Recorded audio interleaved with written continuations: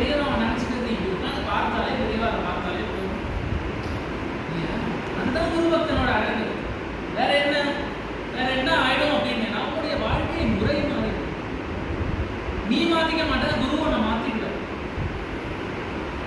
எப்படியாவது மாத்திக்கிடும். உன்னை நீ நினைச்சே பார்த்துக்க மாட்டேன், நீயே மாறுவேன்னு மாறுவேன்.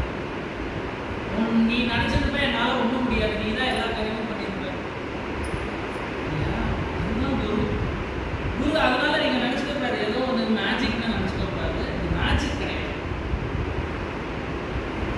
அதனால இங்க வந்து நம்மளுடைய மாயை என்ற உலகம் எல்லாம் மறந்து போய் நான் என்ன பண்றேன்னா, சத்குரு பாதுகை குஞ்சலம் என்று ஒரு பாதுகையே ஏதோ ஒன்று செல்ல குஞ்சலம் மாதிரி ஏதோ ஒன்று என் மேல பட்டுருப்பாங்க. அதனாலதான் இப்படி இருக்கு. அதனால எனக்கு என்ன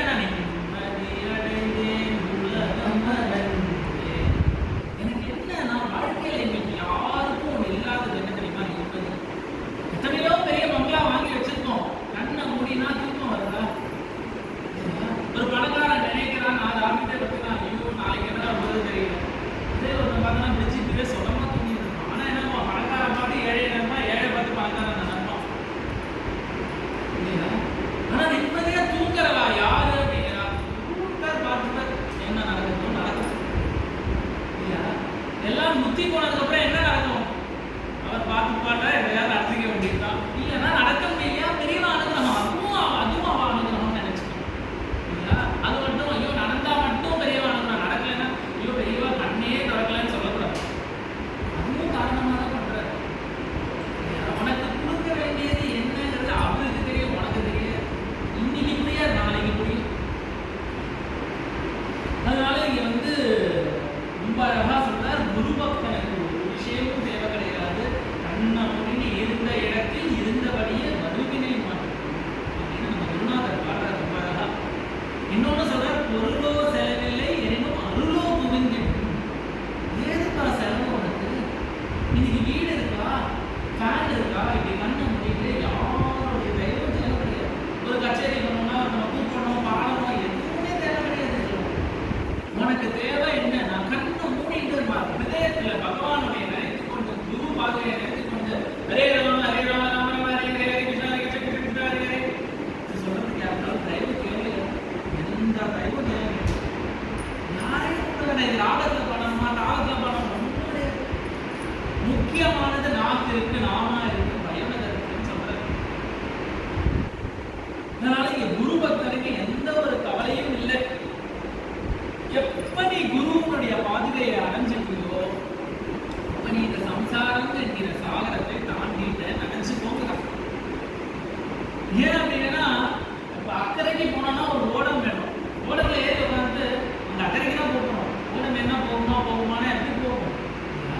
ஓடத்துல உட்காந்துட்டோம், அக்கறைக்கு போக தான் போறோம். போயிடுவோமான்னு கேட்கறதுல அர்த்தம் இல்லையா? அதனால குருவனுடைய திருவடிக்கு நம்ம வந்துட்டோம் அப்படின்னா, நான் சொன்ன மாதிரி ராமானுஜர் சொன்ன டிக் ஆச்சாரிய திருவடி போயிட்டே இருக்க முடியும். யாரையுமே எடுக்க முடியல ராமானுஜர் அவர்கள். ஏன்னா எல்லாம் ஆச்சாரிய திருவடி, அது மாதிரி அவெல்லாம் ஆச்சாரிய திருவடிகள் தான். எதுவுமே கவலையே பட வேண்டாம்.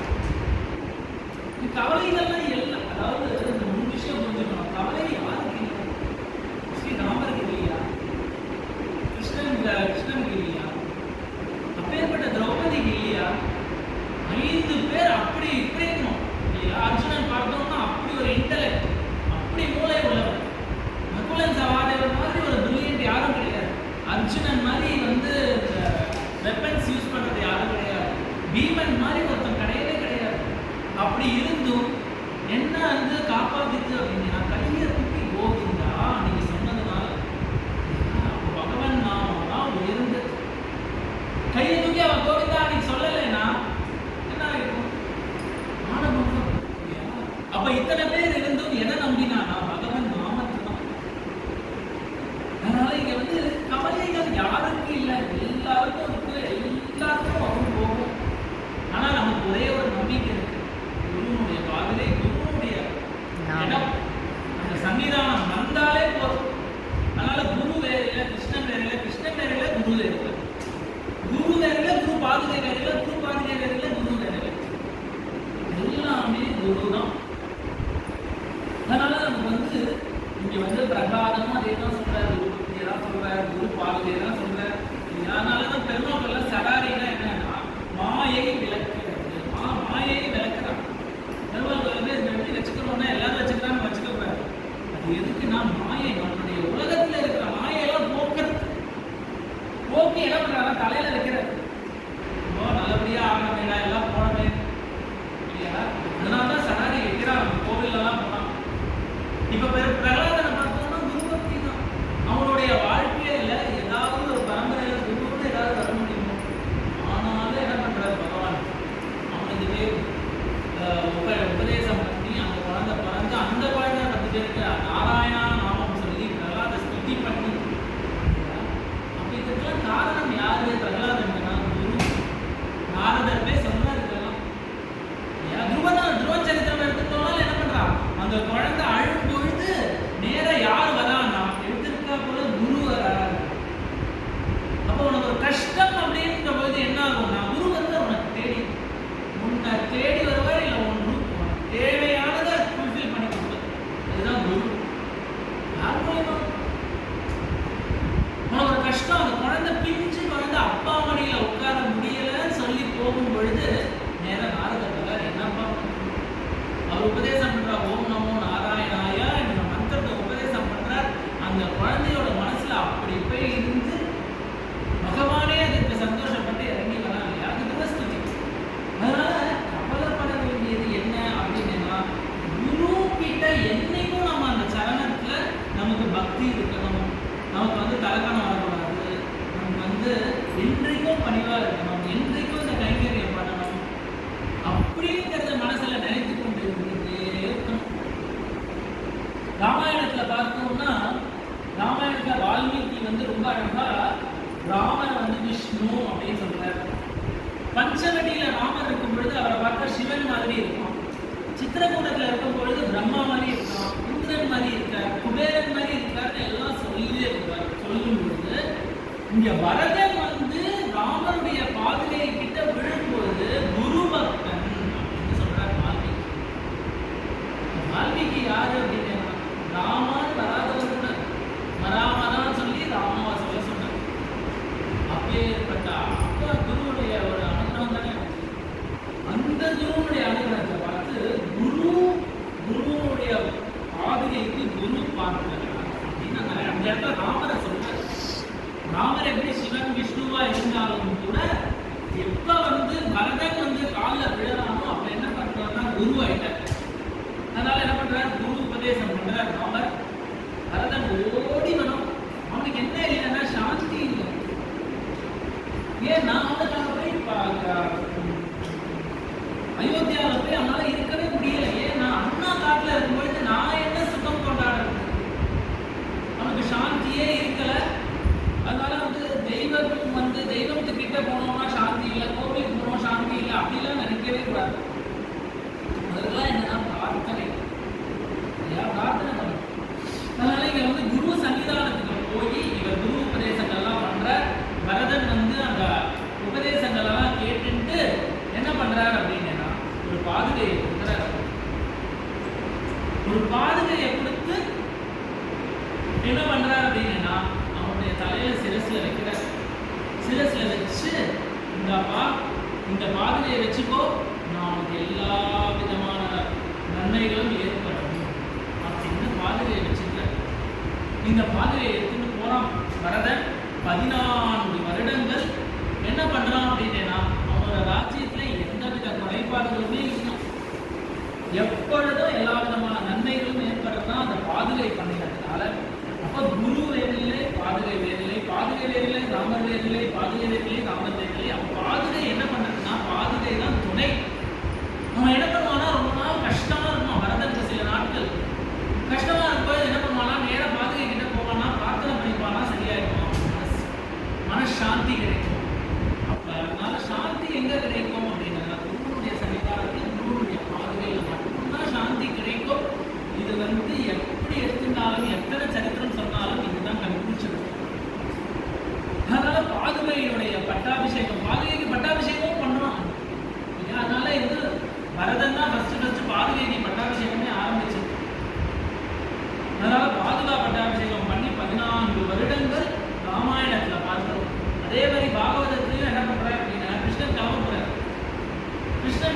பொழுது உத்தவன் அழகான், ஏ பிரபு நீ போயிட்டேன்னா எனக்கு என்னப்பா கதி, என்னை யாருப்பா காப்பாற்றுவா, என்னப்பா பண்றது, எனக்கு என்னப்பா பழப்பே தெரியலையே. அதனால இப்ப என்ன ஆயிடுறாரு, கிருஷ்ணன் வந்து குருவாயிடுறாரு. குருவாயி உத்தவனை கூப்பிட்டு உபதேசம் பண்ணிட்டு, உங்களுக்கு நிறைய பக்தி வரணும், நீ பத்ரிகாசிரமம் போ, நான் என்னுடைய பாதுகையும் தரேன், நீ பத்ரிகாசிரமம் போயிட்டு வா அப்படின்னு கிருஷ்ணன் காமின்னா அந்த பாதுகையை வச்சு அன்றிலிருந்து இன்றைக்கு வரைக்கும் அந்த பாதுகையை போய் பார்க்கலாம். இன்னைக்கும் அந்த பாதுகையை வச்சுட்டு கிருஷ்ணாவதாரமும் முடிக்கிறார் பகவான். அப்ப எங்க போறார் அப்படின்னா பாதுகைக்கு தான் போறார் பகவான். அப்புறம் இன்னொரு இடத்துல பார்க்கலாம் அப்படின்னா கிருஷ்ண சைத்தன்யம் மகாபிரபுக்கு வந்து 18 வயசு ஆகுது. கல்யாணம் ஆன உடனே விஷ்ணுபிரியா அவர் சன்னியாச தர்மம் எடுத்துக்கிட்டார். இனிமே விஷ்ணுபிரியாவை பார்க்கவே முடியாது. அதனால யாருக்கு இப்படி வந்ததுன்னா அனுகூலமான இருக்கிற தேவிக்கு இப்படி வந்து அவெல்லாம் ஜெகன்மாதா, அப்பேற்பட்ட ஒரு பதிவிரதை. அப்ப அந்த பதிவிரதை வந்து என்ன பண்ணுவா அப்படின்னா, சன்னியாசிகள் பொதுவா சன்னியாசிகளுடைய வைஃப் ஹஸ்பண்ட் யாரையுமே பார்க்கக்கூடாது. அம்மா பார்க்கலாம், அப்பா ஒன்றும் பண்ண முடியாது, அம்மா எல்லா வேலையும் பண்ணலாம் அப்படின்னு சாஸ்திரங்கள்லாம் வச்சிருக்கு. அதனால இந்த நியமங்கள்லாம் இவ ஃபாலோ பண்றா. விஷ்ணுபிரியாச்சி பார்க்கவே இல்லை, பார்க்கக்கூடாதுங்கிற நியமம்னால அந்த நியமத்தில் இருக்கா. சச்சி மாதாங்கிற அவ அம்மா வந்து அவ அம்மா கிட்ட சொல்றா, நீங்க வேணா போய் பார்த்துக்கணும் அம்மா, அவர் எப்படி இருக்காரு, எல்லாம் சௌரியமா இருக்காரான்னு பார்த்துக்கணும் அம்மான்னு சொல்ற. அவன் அம்மா சொல்றா, நீயே போயேம்மா, நான் எதுக்கு போனோம், நானும் போல. இல்லை இல்லை நீங்க போய் எனக்காக அவர் எப்படி இருக்காரு பார்த்துக்குவாங்கன்னு அனுப்பி வைக்கிறார். அவர் அங்கே போயிடுறார். போயிட்டு அவ அம்மா தான் வந்து 7 நாள் 10 நாள் சேவை செய்யறான் கிருஷ்ண சைத்தன்யம். ஒரு நாள் என்ன ஆயிடுது, திடீர்னு ஒரு நாளைக்கு நாம சங்கீர்த்தனம், அதாவது சைத்தன்ய மகாபிரபு சரித்திரம் சொன்னோம் அப்படின்னா அவருடைய வாழ்க்கையில எப்பொழுதும் மகாமந்திரத்தை மட்டும்தான் சொல்லுவார். அதுதான் அவருடைய இது. அவருடைய வாழ்க்கையில பார்த்தோம் அப்படின்னா வேற எதுவுமே பெருசா பண்ணிருக்க மாட்டார். 8 ஸ்லோகம் கிருஷ்ணாஷ்டகம்னு எழுதியிருக்க, வேற ஒண்ணுமே பண்ணதில்ல. எப்பொழுதும் கீர்த்தனம், ஹரிநாம கீர்த்தனம், மகாமந்திர கீர்த்தனம் மட்டும்தான் அவருடைய வாழ்க்கையே.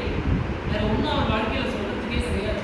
பிறந்ததுலேருந்து போகிற வரைக்கும் அவருடைய 48 வயசு 12 பிரிச்சோம்னா, எல்லா 4 பிரிச்சோம்னா எல்லா 12 வருஷத்துலையும் அவர் சொன்னது ஒன்னே ஒண்ணுதான், ஹரே கிருஷ்ண கிருஷ்ண கிருஷ்ண ஹரே ஹரே, ஹரே ராம ராம ராம ஹரே ஹரே, ஹரே கிருஷ்ண கிருஷ்ண கிருஷ்ண ஹரே ஹரே, ஹரே ராம ராம ராம ஹரே ஹரே, ஹரே கிருஷ்ண கிருஷ்ண கிருஷ்ண ஹரே ஹரே, ஹரே ராம ராம ராம ஹரே ஹரே.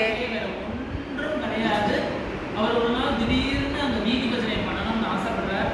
அந்த வீதி பஜனை பண்ணும் பொழுது அந்த வீதி வழியா வர இந்த விஷ்ணுபிரியாஜியும் பார்க்கலாம். இந்த வீதி வீதியில வந்தா என்ன பண்றது, அதனால வந்து பார்க்கும் பொழுது அவருடைய சரணத்துல விழறார். அந்த சரணத்துல விழும்போது அந்த பாதுகையை தொடர்ந்தனால அந்த பாதுகையை கழட்டிட்டு அப்படியே போயிட்டார். அதனால அன்றையிலிருந்து அந்த பாதுகையை எடுத்து கையில வச்சுட்டு என்ன பண்ணுவா அப்படின்னா, டெய்லி ஒரு அரிசி எடுத்துக்குவான். ஒரு அரிசி எடுத்துட்டு ஹரே கிருஷ்ண கிருஷ்ண கிருஷ்ண ஹரே ஹரே, ஹரே ராம ராம ராம ஹரே ஹரே. அன்றைக்கு எவ்வளோ மகாமந்திரம் சொல்றாரோ அவ்வளோதான் சாப்பாடு. அப்படி ஒரு பக்தி அன்றைக்கும் அந்த வந்து பாதுகையை வச்சுட்டு அப்படி ஒரு பிரார்த்தனை பண்ணி அன்றையிலிருந்து விஷ்ணுபிரியாஜிக்கும் பாதுகை தான் துணை. இதெல்லாம் எதுக்கு சொல்றேன்னா, பாதுகையுடைய பிரபாவத்தை சொல்லிக்கிறார். அன்றிலிருந்து இன்று வரைக்கும் பாதுகை தான் பிரமாணம். உடனே ஒரு நாளைக்கு என்ன ஆயிடுது, இப்படி இருக்க கிருஷ்ண சைத்தன்ய தாஸ் அப்படி பூரி ஜெகநாதோட மறைஞ்சு போயிடுறாருன்னு கேள்வி கேட்ட உடனே இப்போ பாதுகை கிட்ட நின்றா பாதுகையிலேயே மறைஞ்சு போயிட்டா. இன்னைக்கும் போனேன்னா நவதீப் அப்படிங்கிற ஒரு ஊர்ல இன்னைக்கும் அந்த பாதுகை இருக்கு, எல்லாரும் போய் பார்க்கலாம். அதனால நம்ம பார்த்தோம், ராமாயணத்துல ஸ்ரீராமர் பாதுகை வச்சுட்டு இருந்தார். ராமர் பாதுகை கொடுத்தார். பரதனுடைய வாழ்க்கை எப்படி இருந்ததுன்னு தெரியும். பாகவதத்துல பார்த்தோம்னா உத்தவன், அப்புறம் கிருஷ்ண சைத்தன்ய தாஸ், விஷ்ணுபிரியாஜி. அதனால இதுல எல்லாம் என்ன தெரியுது அப்படின்னா, பாதுகை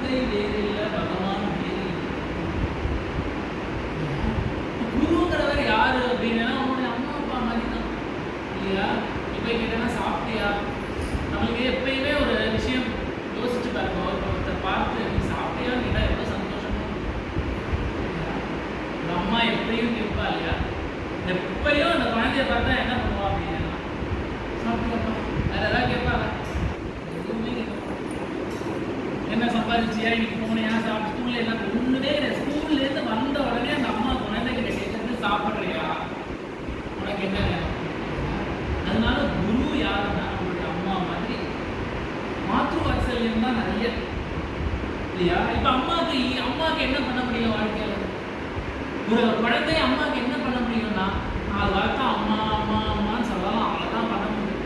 என்ன பண்ண முடியுமா? ஈடு ஏதாவது உண்டா? ஒரு அம்மாவுக்கு செய்யக்கூடியது ஏதாவது ஈடு உண்டா? ஒன்றுமே கிடையாது.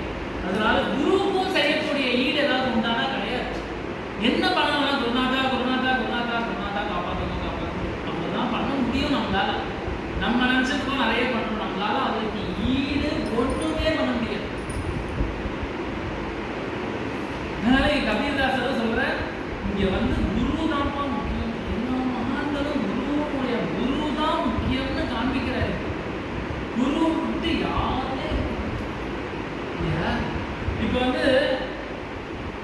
வீட்டுக்கு போயிட்டு வரோம், வெளியிலேருந்து வரோம், அழுக்கா இருக்குன்னா, அழுக்கா இருந்தாலும் யாரு நமக்கு என்ன வேணா பண்ணுவா, அறப்பே பார்க்காம. நம்ம சின்ன குழந்தையா இருக்கும் போது குழந்தை இருக்கு, அந்த அம்மா அறப்ப மலமூத்திரம் போயிடுத்துனால நம்ம அம்மா என்ன பண்ணுவா, குழந்தை நான் பண்ணிவிடுறேன்.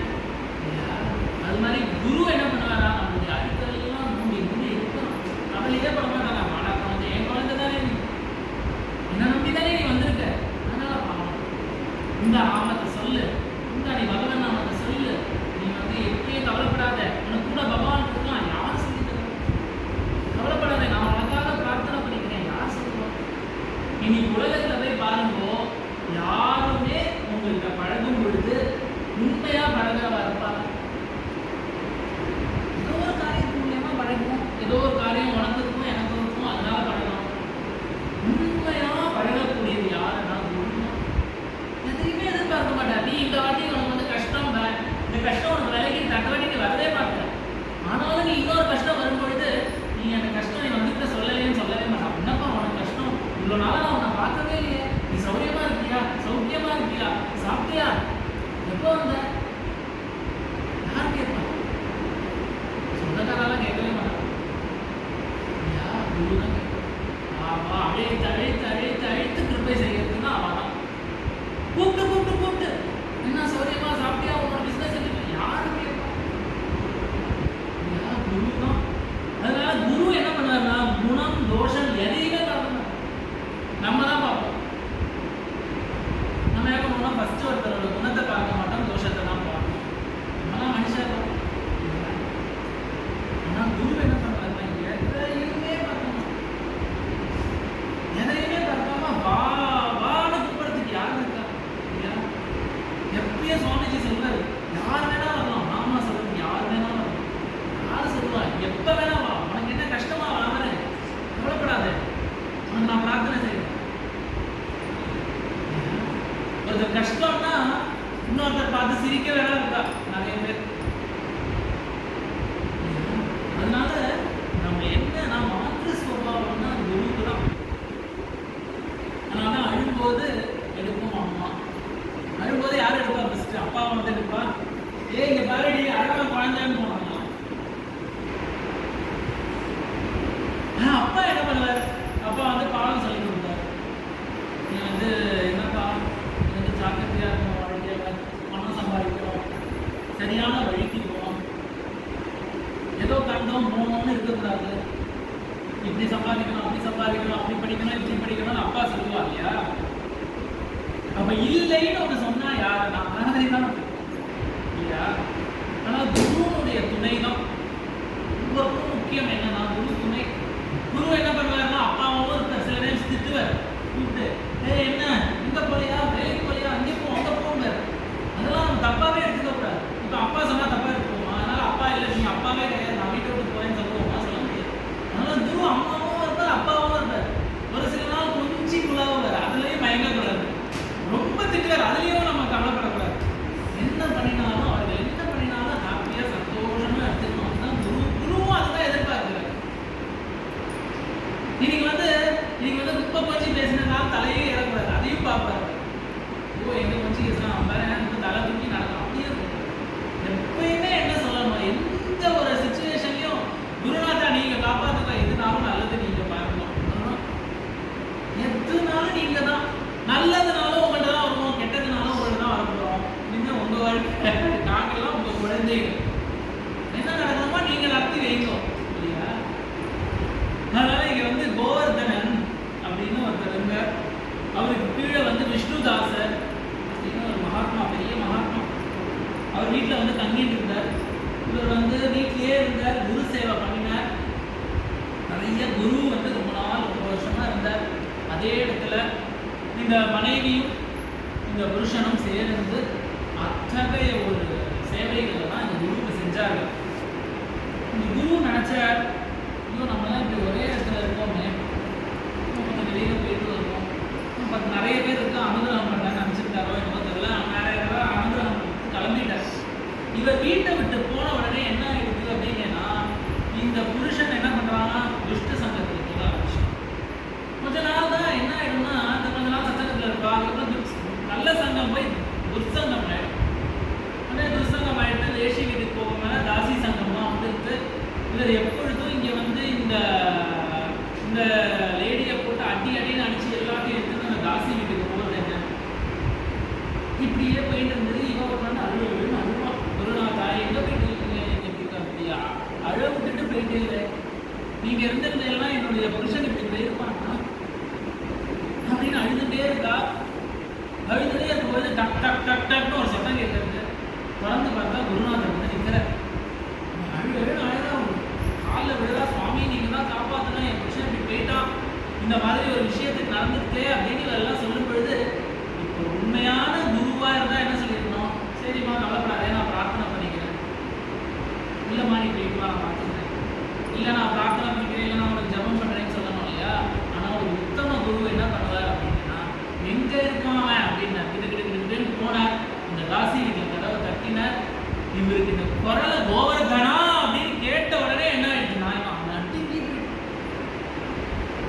ஏன்னா ஒரு குருநாதர் ஒரு சிஷ்யனுக்காக என்ன பண்றாருன்னா, தாசி வீட்டு வாசல வந்து நிற்கணும். ஏன்னா என்னுடைய சொத்து அந்த அந்த பையன் என்னை சேர்ந்தவன்கிறதுக்காக என்ன பண்றாரு, எங்க வேணா வர வந்து கதவை தட்டுறார். வா நீ கூடன்னு சொல்லி இழுத்துட்டு போய் அவனுக்கு நல்ல விஷயங்கள்லாம் திரும்பி சொல்லி கொடுத்து, திரும்பி கொஞ்ச நாள் அவனுடைய வாழ்க்கையில இருந்து அவனை சரி பண்ணிட்டு போனான். அதனால இங்க ஏகநாதர் ரொம்ப அழகா பாடுறார், குரு மாதா குரு பிதா குரு மாதா. குரு என்ன பண்ணாரா, அம்மாவா இருக்கா, அப்பா குரு அம்முச்சி குலதெய்வத்தை. நம்மளுடைய குலதெய்வம் யாருன்னா குரு தான். குரு அம்முச்சி குலதெய்வத்தா. கோரப்பட்டதா சாங்கிட்டே கோரப்பட்டதா சா குரு ரக்ஷி. எல்லாத்துக்கும் ரக்ஷை என்ன, நம்மளுடைய ரக்ஷை என்ன அப்படின்னா குரு தான். குரு சரணே அர்ப்பண, எல்லாமே குரு தான். ஏகநாதனுடைய சரித்திரம் பார்க்கணும்னா குரு பக்தி தான். அவர் வந்து என்ன பண்றாருன்னா, ஏகநாதர் பூஜை பண்ணிட்டு இருக்கார். ஏகநாதருடைய சுவாமி பூஜை பண்றார். அவருடைய குரு என்ன பண்றாருன்னா, ஐயோ என் குழந்தை இவ்வளோ அழகா பூஜை பண்றானே அப்படின்னு சொல்லி இவர் வந்து தரிசனம் கொடுக்குறாரு. வந்து சாதாரணமாக பகவான் தரிசனம் தானே பார்த்துட்டு வந்துட்டார். தத்தாத்திரேயர் அவருடைய சுவாமிக்கு, அதாவது பிரம்மா விஷ்ணு சிவன் 3 பேர் இருக்கிறாங்க. தத்தாத்திரேயர் பார்த்துட்டு வந்தார். இப்போ ஒரே சந்தேகம், ஏன்னா இவன் சுவாமியை பார்த்தானா, தரிசனம் பண்ண மாதிரியே இல்லையே, சுவாமியை பார்த்தா எல்லாரும் கொஞ்சம் எமோஷனல் ஆவாதுன்னு நினச்சாராம். உடனே போய் கேட்டாரா, நான் கேட்டேன் நான் சுவாமி உங்களுக்கு, நான் கேட்டது என்ன, நான் குரு பக்தி, நான் வேற எதுவும் கேட்கவே இல்லை, நான் என்ன தரிசனம் கேட்டேன்னா என்ன அப்படின்னா ஆடி போயிட்டாரு. குரு பக்தி, குரு மாதா குரு பிதா. அப்போ குரு கிட்ட இருக்கிறதுக்கு என்ன ஒரு குவாலிட்டி வேணும்னா, அசடா இருந்தா போதும். ரொம்ப தெரியவும் வேண்டாம், ரொம்ப தெரியாமையும் இருக்க வேண்டாம். எதுவுமே தெரியாம இருக்கிறது தான் குருவுக்கு நல்லது. ஒரு மண்ணை கொடுத்தா இறகுள்ள அழகா ஒரு இது பண்றாங்க. அது மாதிரி நம்ம என்ன, நம்ம அசடா இருந்தோம்னா பகவான் என்ன பண்ணிடுவானா, நல்ல தங்கமா ஆக்கி நம்மளை புஷ்பமா ஆக்கி என்ன பண்ணுவானா, சரணத்துல அர்ப்பணம் பண்ணிடுவான். அதனால இங்க வந்து ஏதாவது எல்லாம் கேட்டுட்டு ஒண்ணுமே பிராக்டிஸ் பண்ணாம இருக்கிறதோட இந்த மாதிரி அசடா இருக்கிறது சௌகரியம். ஏன்னா ஒண்ணுமே தெரியாது சாமி, எனக்கு என்ன தெரியும், ஒண்ணுமே தெரியாது சாமி, அப்போ ரொம்ப சந்தோஷம். குருவுக்கு சௌகரியம், ஒண்ணுமே தெரியாதுல்ல, பாதி தெரியும் பாதி தெரியாம இருக்கிறது தான் கஷ்டம். அதனால நீ என்ன குருவுக்கு நீ என்ன பண்ணணும் அப்படின்னா ஒன்றுமே பண்ண வேண்டாம். குருநாதா உன்னை நினைச்சு நேர்மையா உன்னை நினைச்சு என்னை காப்பாற்று, நீ என்னை காப்பாற்று அப்படின்னு ஒரு சத்து கண்ணீர் இருந்தா போதுங்கிறது. உனக்கு எதுவுமே தெரியணும்னு அவசியம் கிடையாது.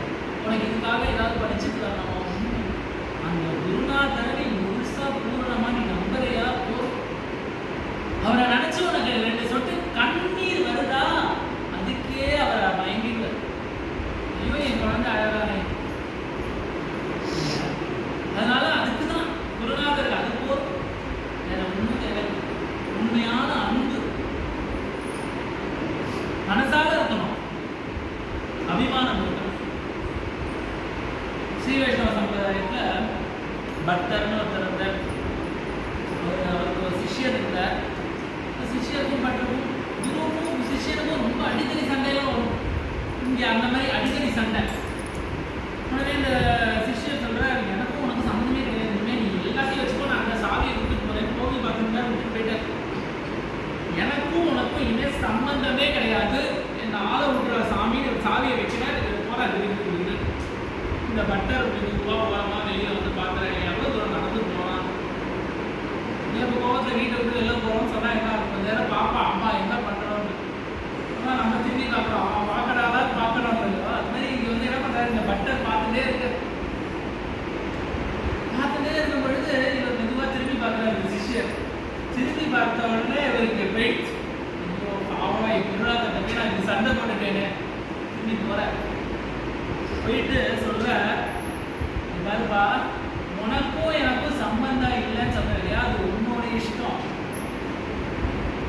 உனக்கும் எனக்கும் விடுதலையே கிடையாது இல்லை, அது என்னுடைய இஷ்டம். அதனால என்னோட இஷ்டம் எதுவோ அதுதான். அதனால நீ என்கிட்ட வந்துதான் ஆகணும் அப்படின்னு சொல்றாரு. அதுக்கு என்னன்னா குருநாதரை நம்ம பார்க்கறது விஷயம் இல்லை, குருஜி நம்ம பார்க்கணும். நம்ம அவருடைய மனசுல நம்மளுடைய மனசுல அவர் இருக்கணும்னு அவசியம் கிடையாது. அவருடைய மனசுல நம்ம என்னைக்கும் இருக்கணும்.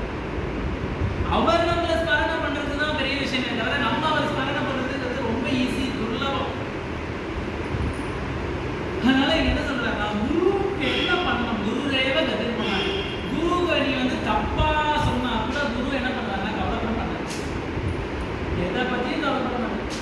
அப்பயும் நான் பார்த்து குழந்தை வாடாம என்னடா வேணும், இவ்வளோ நாளாச்சு உன்னை பார்த்து, வீட்டில் எல்லாரும் சௌகரியமா, எல்லாரும் எப்படி இருக்கா, யாரோ என்னைக்கோ வந்திருப்பார், நமக்கே தெரியாது, அவளை பற்றி கேட்பான்.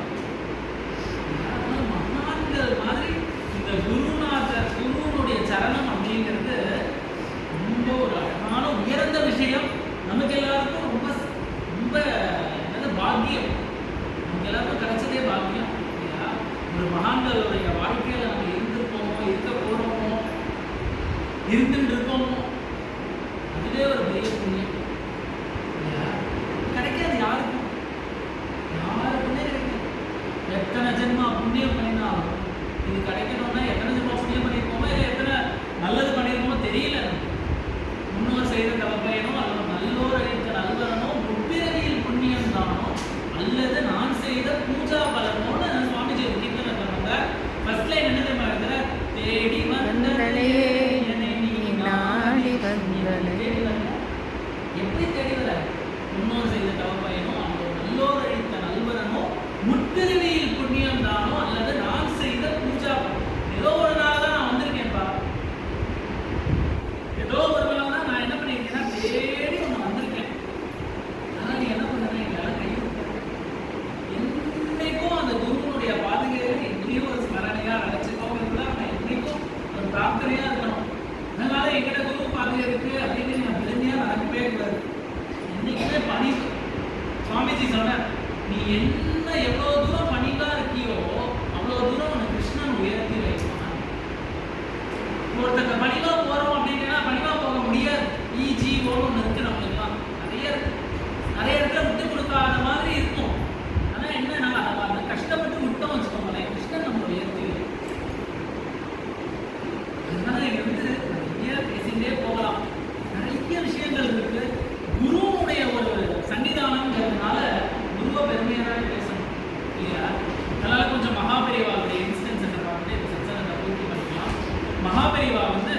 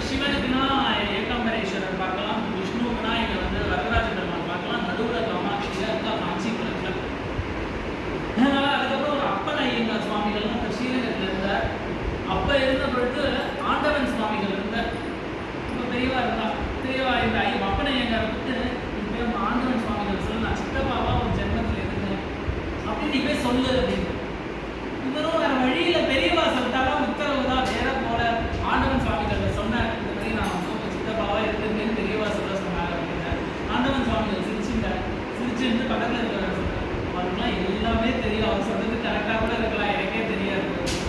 அதனால பெரியவா பண்ணுறதெல்லாம் அவளுக்கு மகான்களுக்கு என்னன்னா, இந்த ஜென்மத்தில் எப்படி இருக்கும்னு தெரியும், முன்னாடி ஜென்மத்தில் எப்படி இருக்கும்னு தெரியும், அடுத்த ஜென்மத்தில் எப்படி இருக்கும்னு தெரியும். ஒரு நாளைக்கு என்ன பண்ணார், நைட்டு 10-20 பேர் ஒரு ரூம்ல இருந்தா, ஒரு ஃபாரினர் வந்திருக்கார், நீ போய் கூட்டிட்டு வா அப்படின்னு பக்கத்தில் இருக்கிறவங்க சொன்னார். வெளியே வந்து பார்த்தேன், ஃபாரினர்லாம் யாருமே இல்லையே சுவாமி. இல்லை பெரியவா, யாருமே இல்லை பெரியவா. உடனே பெரியவா பார்த்தா, சரி இவாளை சொன்னா சரியாக பெரியவாவே வெளியில் வந்தார். வெளியில் வந்துட்டு பார்த்தார், ஒருத்தர் தீபதி இருந்து ருத்ராட்சம் வந்து லண்டன்லேருந்து வரார் அப்படின்னு அவர் பார்த்தாலே தெரியாது அவர் ஃபாரினர்னே. அவர் கூப்பிட்டு பேசினார். நான் வந்து நிறைய தியானம் பண்ணுறேன், அதில் வந்து எனக்கு வந்து காஸ்மிக் லிங்க்லாம் இருக்குது. நான் வந்து இதெல்லாம் என்னுடைய கூட இருக்கிற நண்பர்கள் கிட்ட தான் சொன்னோடனே அவெல்லாம் வலிக்கலாம்னு கீழ்பாக் படிக்கலாம் சொல்லி என்னை கூட்டிகிட்டு சேர்த்துட்டா. அப்படின்னோடனே இதை வந்து சொல்கிறார், இதுவா அப்படியா, சரி அப்புறம் என்ன பண்ணி நான் அவனை கேட்குறேன். இல்லை அப்புறம் என்ன குரூப்பில் போட்டுட்டேன், எனக்கு ரொம்ப பயமாக இருக்குது அப்படின்னோடனே இதை சொல்கிறார், இப்போ தானே நீ சொன்னால் உனக்கும் காஸ்மிக் லிங்க்குக்கும் சம்மந்தமே இல்லை, நீ குரூப்பில் போட்டால் என்ன வெளியில் போட்டால் எந்த லிங்க்குமே உனக்கு இருக்காது, அப்புறம் ஏன் இதெல்லாம் சொல்கிற அப்படின்னு ஹாஸ்யமாக சொல்கிறார். அப்புறம் சொல்லிட்டு பக்கத்தில் இருக்கிறார் சொல்கிறார், இவன் வந்து இவனுக்கு 5 ஜென்மா என்ன இருக்குது, இவன் வந்து சிவபக்தியில் நாயன்மார்களில் பார்த்தோம் அப்படின்னா 64 நாயன்மார்களில் அப்பாலுக்கு அப்பால் அப்படின்னு ஒருத்தர் இருப்பார். அவருக்கு வந்து இவன் நாயன்மாராக இருந்திருக்கார் அப்படின்னு சொன்னார். பக்கத்தில் இருக்கிறவங்க மகாபெரிவா பண்ணுறதெல்லாம் ஒன்றுமே புரியாது, சொல்கிறதுக்கு வேணால் ஈஸியாக இருக்கும் இல்லையா. இப்போ ஒரு ஃப்ரெண்டு இருந்தால், நம்ம சுவாமிஜி ஒரு ஃப்ரெண்டு இருந்தார்.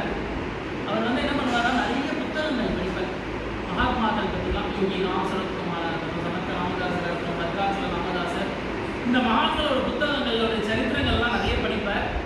இப்போ இந்த மகான்கள் வந்து கேட்குறாங்க இந்த கேள்வி, மகான்கள்லாம் வந்து சாபம் கொடுக்க மாட்டாரா, அவர்களுக்கு வந்து கோபம் வந்தது, அவள் வந்து கெட்டு போனோம், ஒருத்தர் வந்து எனக்கு இப்போ தப்பு பண்ணிட்டான் கெட்டு போகணும்னு நினைப்பாரா அப்படின்னோட சுவாமிஜி சொன்னாலும் கண்டிப்பாக இல்லை, அப்படி நினைக்கவே மாட்டாவாராம். இல்லை சுவாமி, நான் நிறைய புத்தகங்களில் படிச்சிருக்கேன், இந்த மாதிரி தவறாக குரு கிட்ட பண்ணினவர்களுடைய வாழ்க்கையெல்லாம் ரொம்ப மோசமாக இருந்திருக்கு, அது எப்படி நீங்கள் சொல்கிறதுக்கும் இதுக்கும் சம்மந்தம் இல்லையே அப்படின்னோட சுவாமிஜி ரொம்ப அழகாக ஒரு எக்ஸாம்பிள் சொல்கிறார். காஞ்சி பெரியவரை ஒருத்தர் பிரச்சனை பண்ண வரா, யார்கிட்டயோ ஒருத்தர்கிட்ட பேசிட்டு இருக்க, அவர் வந்து அவருடைய கஷ்டங்களை சொல்லிட்டு இருக்க, சொல்லும் பொழுது பெரியவா திரும்பி கேட்கிறாராம், போன வாட்டி நீ வந்த பொழுது இந்த கஷ்டங்கள்லாம் நீ சொல்லவே இல்லை. இல்லை பெரியவா, நீங்கள் வந்து லாஸ்ட் டைம் நீங்கள் மௌன விரதத்தில் இருந்து நான் வரும்பொழுது கஷ்ட மௌன விரதத்தில் இருந்து, அதனால இதை வந்து நான் ஒரு அல்பமான விஷயம் நான் வந்து சொல்லலாம்னு நினைக்கல அப்படின்னா பெரியவா சொன்னாலாம், நீ அப்படின்னுமே நினைக்காத, எப்போ நீ இங்கே வந்தாலும் இந்த சன்னிதானத்தில் உட்காந்து என்னை நினச்சி என்னை மனசில் நினச்சிட்டு இந்த உன்னுடைய பிரார்த்தனையை சொன்னானா எனக்கு தனியாக கேட்கும் பாரு. ஏன் அப்படின்னா இந்த மகான்கள் இருக்கக்கூடிய இடத்துல தெய்வங்கள் எல்லாரும் இருப்பாங்க, எல்லா தெய்வ சக்தியும் இருக்குமா. அதனால இதுக்கு பதில் என்னன்னா, இந்த தெய்வ சக்தி மகான்களுக்கு பின்னாடி இருக்கு இல்லையா, நல்லது பண்ணும் பொழுது அந்த தெய்வ சக்தி என்ன பண்ணுமா, நல்லது பண்ணுமா, கெட்டது பண்ணும் பொழுது அந்த தெய்வ சக்தி கெட்டது பண்ணுமா. மகான்கள் பண்றது இல்லை, அவர்களுக்கு பின்னாடி இருக்கக்கூடிய தெய்வ சக்தி தான் இதெல்லாம் பண்றது என்ன அதுக்கு விளக்கம். அதனால என்னன்னா, நல்லது நினைக்கணும்னு நினைத்தா என்ன பண்ணுவாருன்னா, கவலைப்படாத நல்லா இருக்கு போயிட்டு வாங்க, நம்ம ஏதாவது நினைச்சோம்னா என்ன ஆகும். அதனால குரு கிட்ட எப்படி கேட்கணும்னா, எனக்கு எது சரி, எனக்கு எது நல்லது, நீங்க பண்ணுங்க, நீங்க அனுகிரகம் பண்ணுவோம்னு சொல்றது தான் ஆத்மாக்கள்லாம் ரொம்ப ஒரு அழகான விஷயம். ஏன்னா ஆத்மாக்கிட்டவே சுவாமி நீங்க எனக்கு இது அனுகிரகம் பண்றதுல இது பிஸ்னஸ், இட்ஸ் நாட் பிஸ்னஸ். நம்ம பேசுறது என்ன அப்படின்னா, அவருக்கு தெரியாதது ஒன்றும் இல்லை, நான் சொல்ற மாதிரி அவருக்கு ஒன்றும் தெரியாதுன்னு நினைச்சிட்டு நம்ம போனோம்னு வச்சுக்கோங்களேன், நம்மள மாதிரி முட்டாலே யாரும். அதனால இங்கே வந்து மகான்கிட்ட பேசணுங்கிறதுக்கு ஒரு வே ஆஃப் ஸ்பீச் ஒன்று இருக்கு இல்லையா, ஒரு பெரியவாழ்கிட்ட பேசணும்னா எப்படி பேசணுங்க. இன்னொரு ஒரு அழகான இன்சிடென்ட், ஒரு ஆந்திராவில் ஒரு கேம்ப் போட்டிருந்தார். அப்போ வந்து ஒரு பூஜை பண்ணிட்டு இருந்தார், சந்திரமௌலீஸ்வரர் பூஜை பண்ணிட்டு இருந்தார். நான் வந்து அர்ச்சனைக்கு வில்வம் வேணும். அப்போ என்ன பண்ணியிருந்தாங்கன்னா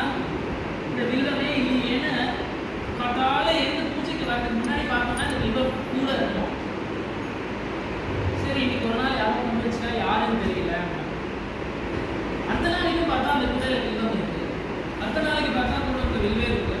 மகாபலிவா கூப்பிட்டு யாரையும் சொல்றா, இது யார் கொண்டு வந்தா நீங்க கமெண்ட் கேட்கணும். ஒரு நாளைக்கு தூங்காம சபரி பாட்டி கதை மாதிரி தான். ஒரு நாளைக்கு தூங்காம தெரியல யார் பண்றா பார்த்த உடனே ஒரு பையன் வரான். பேர பெரியவா எப்படின்றா, பெரியவா கேட்குறா என் பேர் புனர்வசு. புனர்வசு தெரியவா ரொம்ப சந்தோஷம். நீ உனக்கு எப்படிப்பா தெரியும் இந்த வில்வம் வந்து நல்ல இந்த மாதிரி பூஜைக்கு விடணும் அப்படிங்கிறது உனக்கு எப்படிப்பா தெரியும் அப்படின்னு கேட்குறாரு. இல்லை எங்கள் அப்பா ஆடு மேய்க்கும் போதெல்லாம் அவங்ககிட்ட நிறைய காமிச்சு கொடுத்துருக்காரு. இதான்ப்பா வில்வ மரம், இது சிவனுக்கு தான் ரொம்ப உகந்ததுன்னு சொல்லி கொடுத்துருக்காரு அப்படின்னு சொன்னாங்க. இதெல்லாம் கேட்டு ரொம்ப சந்தோஷப்பட்டார் பெரியவா. பெரியவா வந்து கேட்டால் உனக்கு என்னப்பா வேணும்? இல்லை நான் வந்து இல்லை பெரியவா, நான் டெய்லி வந்து உங்க முன்னாடி பாடணும். சரி ஒன்று இன்னொன்று வந்து நீங்கள் எங்கேயிருந்து கிளம்பும் பொழுது நான் சொல்கிறேன். சரி பெரியவா, டெய்லி அவனை கூப்பிட்டு ஒரு பாட்டு பாட சொல்லுவார். சின்னமொழி செட்டு வில்வம் பண்ணா எல்லாம் பண்ணுவோம். பெரியவா ஒரு கேம்பாங்க முடியறது ஆந்திராவில் கிளம்ப போகிறேன். கிளம்பும் பொழுது பெரியவாவுக்கு ஒரே ரெஸ்ட்லெஸ்னஸ். இந்த பையன் இன்னும் வரவே இல்லையே, என்ன சொல்ல போகிறான் என்ன சொல்ல போகிறாரு. அவருக்கு ஒரு ரெஸ்ட்லெஸ்னஸ். மேலே போகிறார் கீழே போகிறார் கிளம்புறாரு. எல்லா பூஜை பெட்டி பறிக்க எல்லாம் வேனில் ஏற்றியாச்சு கிளம்ப போகிறார். நடந்து போகணும் இல்லையா அடுத்த இடத்துக்கு. எல்லாம் ஏற்றியாச்சு கிளம்பணும். இந்த பையன் இருக்குது நேராக வரான். பெரியவாவை பார்த்து நமஸ்காரம் பண்ணுவான். பெரியவாவை பார்த்து நமஸ்காரம் பண்ணோடனே, இல்லைப்பா நீ அன்றைக்கி ஏதோ சொன்னீங்க நான் கிளம்ப போகிறது, நான் இன்னைக்கு கிளம்ப போகிறேன், உனக்கு என்னப்பா வேணும்? இல்லை எனக்கு மோட்சம் வேணும்னு ஆடிக்கிட்டேன். பெரியவா ஆடிக்கிட்டேன். மோட்சங்கிற வார்த்தையெல்லாம் சொல்லி கொடுத்தது. இந்த மோட்சங்கிற வார்த்தையில யாருமே என்கிட்ட கேட்டது இல்லையே. கல்யாணம் ஆகல, காட்சி இல்லை, குழந்தை பிறகு தானே கேட்டிருக்கோம். மோட்சம்னா யாருமே கேட்டது இல்லையேன்னா, இல்லை எங்கள் அப்பா வந்து எப்பயும் மகான்கள் கிட்ட பேசும்பொழுது மோட்சம் மட்டும்தான் கேட்கணும்னு சொல்லியிருக்கா, தத்து புத்தின்னு பேசக்கூடாதுன்னு சொல்லியிருக்கா அப்படின்னு சொல்லியிருக்கான் அந்த பையன். சொன்ன உடனே இவர் என்ன சொன்னார், சரிப்பா உங்களுக்கு மோட்சம், அதாவது ஆடு மேய்க்கிறவனுக்கு மோட்சம் மோட்சம்னு தெரிஞ்சுக்கணும் இல்லையா, தெரிஞ்சுதான் தெரிஞ்சுட்டு சரின்ட்டார். இது நடந்து 50 வருஷம் ஆயிடுச்சு. இது நடந்தது. இதுக்கப்புறம் ஒரு 50 வருஷம்